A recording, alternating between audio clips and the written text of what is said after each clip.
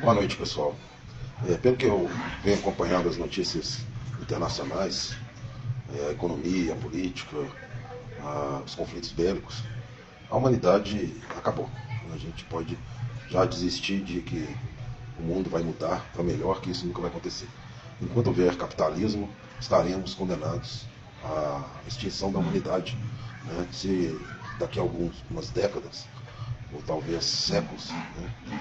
Talvez nem chegue a séculos, a humanidade não mudar a forma de sistema econômico, abandonar o capitalismo e ir para o socialismo, a humanidade não sobrevive. Porque, infelizmente, o capitalismo, o objetivo é o lucro em primeiro lugar. Né? Então não há uma preocupação nem com a humanidade e nem com a natureza, com a ecologia, com a proteção do planeta, a preservação dele. Não há essa preocupação. Então o que está acontecendo a partir do momento que o capitalismo ganhou mais força com a Revolução Industrial, deixando de ser um sistema mercantilista e passou para o capitalismo produtivo, em 200, mais ou menos quase 250 anos por aí, pouco mais de 250 anos, né, desde a primeira Revolução Industrial, o que nós vimos é o que? A luta do trabalhador ao longo desse período todo para conseguir os seus direitos trabalhistas, seus direitos humanos, foram perdendo o que foi conquistado em 200 anos de luta, está se perdendo de 90 para cá, de 1990 para cá por aí, desde a queda do Muro de Berlim.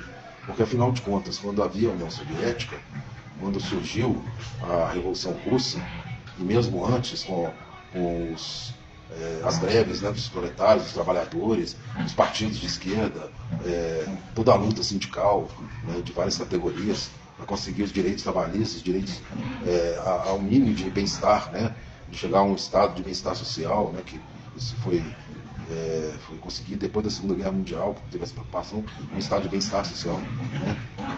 Depois dessa luta toda, caiu o Muro de Berlim, perdeu-se tudo, está se perdendo cada vez mais. Nós estamos no neoliberalismo desde que surgiu mais ou menos em 73 lá no Chile, de Pinochet, né, foi a primeira experiência do neoliberalismo, e isso foi cada vez ganhando mais força com os Estados Unidos, através de Reagan, Margaret Thatcher na Inglaterra, isso espalhou para a Europa, espalhou para a América Latina toda, para o Brasil aqui, a partir do Collor, né, para cá, que teve mais intensidade, porque apesar de que já na época dos militares, da ditadura militar, já se ouvia falar em neoliberalismo de forma mais disfarçada, como por exemplo no governo do João Figueiredo, com o vice-presidente, me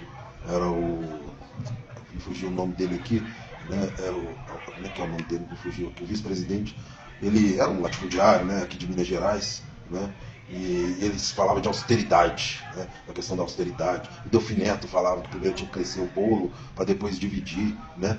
Eu lembrei o nome, Aureliano Chaves, né. Aureliano Chaves, aquele coronel de interior, né, falava sempre essa palavra, austeridade. E essa palavra, você volta a escutar essa palavra, austeridade, já no governo do Temer, você ouvia isso no governo do genocida, né, o anterior, o Boca Podre, né, e isso só serve para mostrar que o povo tem que sofrer sem ter direito a nada, enquanto os ricos, cada vez mais ricos, cada vez com mais poderes e com mais liberdade de fazer o que quiser com o povo.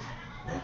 A gente vê o agronegócio, por exemplo, que é o maior poluidor da natureza, né, não só com a questão, por exemplo, do gado, né, que a quantidade de cabeças de gado que tem, que são milhões de cabeças de gado, né, e não é poucos milhões, é centenas de milhões por aí, isso provoca uma poluição das fezes, do peido do boi, da vaca. Né? As pessoas acham que isso é brincadeira, mas é verdade. Né? É o metano que sai dali, sem contar também o agrotóxico, né? Que eles já mudaram várias vezes o nome para poder dizer que é agrotóxico, né? Diz defensivo agrícola, diz agora pesticida ou agrodefensivo, umas palhaçadas dessa, são agrotóxicos. Mais de 2.000 liberados no governo do genocida, né? E inclusive jogaram o agrotóxico na cabeça nas pessoas que moravam em regiões que os fazendeiros quiseram invadir, né? Jogavam agrotóxico na cabeça de índios e pessoas pobres, né? Que tinham lá seu pequeno lote, né?